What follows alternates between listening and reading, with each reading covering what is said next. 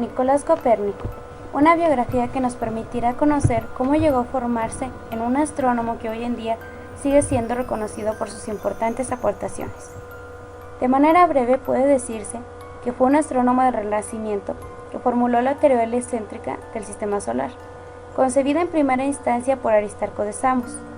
Su libro De Revolutionibus Orbitum Coelestium suele ser considerado como el punto inicial o fundador de la astronomía moderna, además de ser una pieza clave en lo que se llamó la revolución científica en la época del Renacimiento. Copérnico pasó cerca de 25 años trabajando en el desarrollo de su modelo heliocéntrico del universo. En aquella época resultó difícil que los científicos lo aceptaran, ya que se suponía una auténtica revolución. Copérnico tuvo un ataque de apoplejía y quedó parcialmente paralizado. El primer ejemplar impreso del libro, que estaba dedicado al Papa, llegó al castillo de Frauenburg el 24 de mayo de 1543.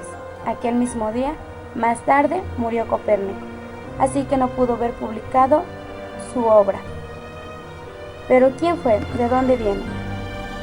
Fue hijo de un comerciante de cobre, que murió cuando Nicolás tenía apenas 10 años.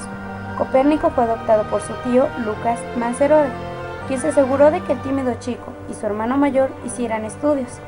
Copérnico llevaba un nombre original de Niklas Kopernik, pero él lo latinizó porque estaba de moda. Estudió matemáticas, el arte en la Universidad de Cracovia, astronomía en Bolonia, medicina en la Universidad de Padua y derecho canónico en Ferrara. En la época en que acabó los estudios, que fue en 1506, su tío, un hombre de fama de no reírse nunca, era obispo de Ermland, una región políticamente volátil de la Prusia Oriental. Copérnico, que ya había sido nombrado canónigo de la Iglesia Católica, pasó a ser el ayudante al tiempo de médico personal de su tío.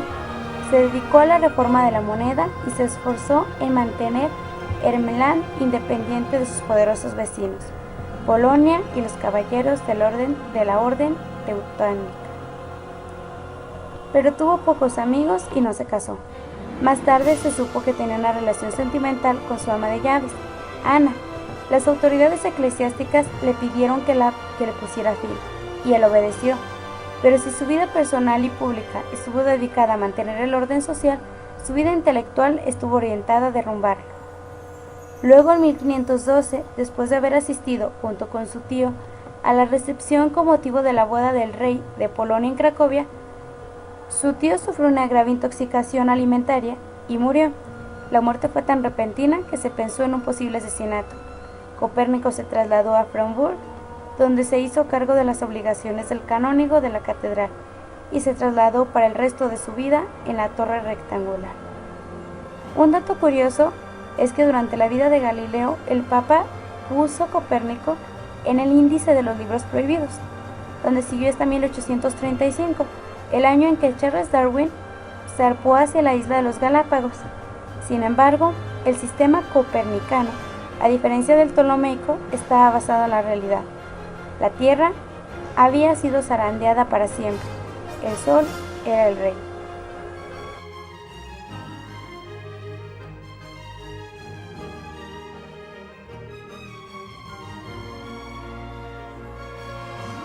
El hombre comenzó a interesarse muy pronto por comprender el mundo y el cielo que lo rodea.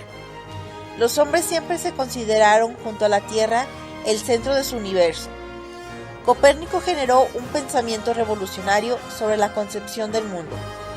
Tras 40 años de observación del cielo, Nicolás Copérnico llegó a la conclusión de que la Tierra no es el centro del universo y que no permanece inmóvil, sino que al igual que el resto de los planetas, la Tierra gira alrededor del Sol. Sus afirmaciones tienen fundamento basado en los registros obtenidos durante ese largo tiempo, en donde concentró información de suma importancia como las posiciones del Sol, días y horas, eclipses, ocultaciones y conjunciones. Se debe tener en cuenta que Copérnico realizaba sus observaciones sin contar con el aporte invalorable del telescopio, que por entonces no había sido aún inventado. En su lugar utilizó los siguientes instrumentos: un astrolabio, el cual sirve para calcular la posición de los astros, y un instrumento paraláctico, que facilita la medición de la distancia entre cuerpos, así como llegar al dato exacto de grados en determinadas posiciones. Para observar los cuerpos celestes, pasaba las noches en la torre de su casa en las montañas. Complementaba estas observaciones con la lectura de las obras antiguas y clásicas y con sus propias anotaciones y cálculos. Copérnico explicaba entonces que en realidad quien se mueve es la Tierra y no así el Sol ni las estrellas, los cuales permanecen inmóviles. Esto lo explica con el ejemplo de una persona que se transporta en un barco, expresando su reflexión de la siguiente manera. Cuando un barco navega sin sacudidas, los viajeros ven moverse, a imagen de su movimiento, todas las cosas que les son externas, y a la inversa, creen estar inmóviles con todo lo que está con ellos. Ahora, en lo referente al movimiento de la Tierra, de manera totalmente similar, se cree que es todo el universo íntegro el que se mueve alrededor de ella. Cabe señalar que el trabajo que realizó Nicolás y el tiempo que invirtió en sus aportaciones a la astronomía, los astrónomos de hoy en día logran sus mismos análisis en una sola noche.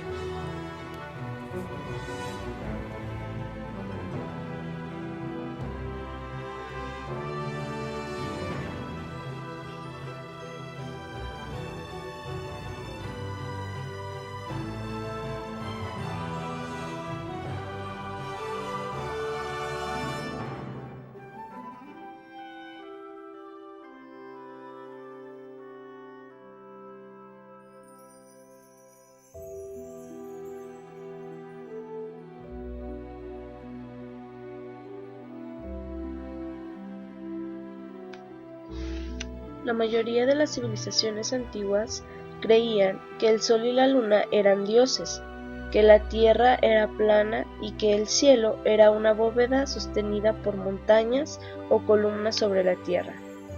Para los egipcios, el universo era una caja alargada de norte a sur como su país, donde el sol recorría el cielo de oriente a poniente durante el día, mientras que durante la noche rodeaba la tierra por el norte, escondiendo su luz de los humanos, detrás de las altas montañas del Valle Dayas. Los egipcios observaron que las estrellas realizan un giro completo en poco más de 365 días.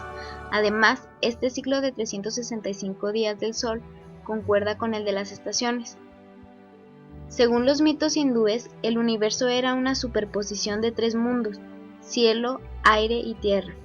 La tierra era plana y circular, rodeada por el océano, y el cielo tenía 7 niveles y el infierno otros 7. Los mayas creían que la tierra era rectangular y que el sol giraba alrededor de ella.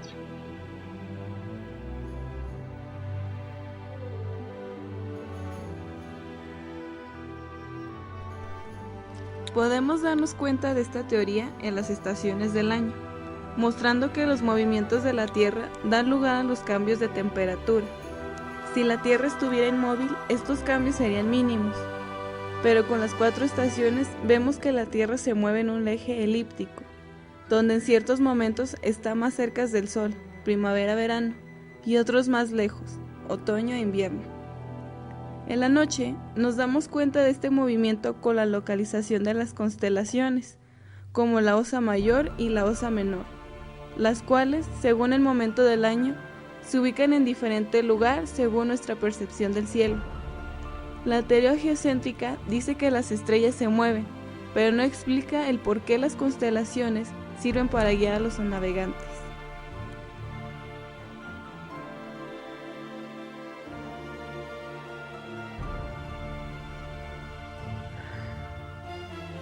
¿Qué argumentos no empíricos apoyan estas ideas? Luego de comenzar a dudar de la exactitud de la teoría tolemaica, Copérnico se hizo preguntas como estas: si el Sol gira alrededor a la Tierra en la órbita fija de un círculo perfecto, ¿cómo explicar el cambio de las estaciones? ¿Cómo es que algunas estrellas y planetas varían de posición de un año a otro? Para poder responder a sus preguntas, Copérnico comenzó a realizar sus observaciones astronómicas, descubrió anomalías en el sistema tolemaico y comenzó a dudar de sus postulados básicos. Además de sus observaciones, Copérnico se remitió a 3 grandes filósofos anteriores a él. El primero es pitagórico Filao. Él postulaba que en el centro del universo hay un fuego central, alrededor de la cual la Tierra, el Sol, la Luna y los planetas giraban en un movimiento circular y uniforme. Este sistema postulaba la existencia de un antimundo colineal con la Tierra y el fuego central, con el mismo periodo de revolución. El Sol gira alrededor del fuego central una vez por año y las estrellas están fijas. La Tierra muestra siempre la misma faz oculta de cara al fuego central, por lo que este y la antitierra son invisibles desde la Tierra. Mientras que Heráclides decía que el movimiento diario aparente de la esfera celeste se daba por medio de la rotación de la misma. Suele decir que Mercurio y Venus orbitaban al Sol, al cual a su vez, junto con todos los demás, orbitaban alrededor de la Tierra.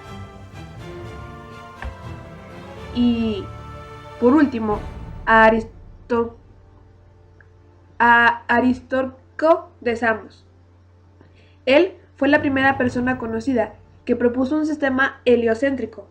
Fue, al igual que Eratosthenes, calculó el tamaño de la Tierra y midió el tamaño de las distancias de la Luna y del Sol.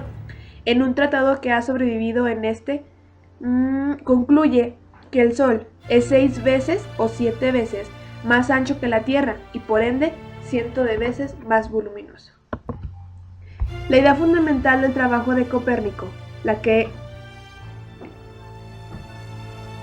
le aseguró un lugar entre los inmortales, fue la sustitución de la Tierra por el Sol como el centro del universo, degradando a la primera a la categoría de simple planeta. Cabe señalar, sin embargo, que su pretensión esta no era, ni con mucho, de originar una revolución, pues él era conservador hasta la médula de los huesos, buscaba simplemente una disposición geométrica entre los planetas